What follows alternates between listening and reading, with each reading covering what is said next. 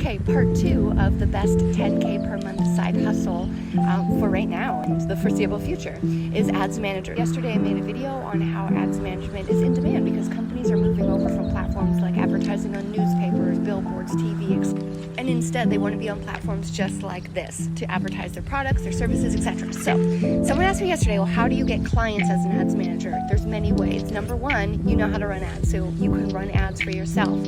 And number two, if you tell all your friends, family, network, we've had many students in the program get clients before they were even ready because they just told everyone like, hey, I'm getting into ads management. If you need or have any questions, let me know.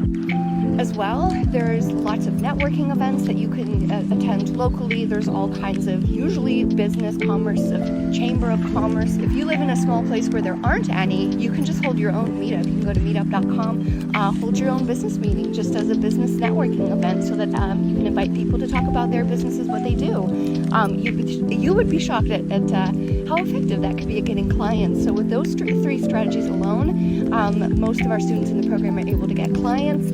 And there are absolutely other strategies that you could try too.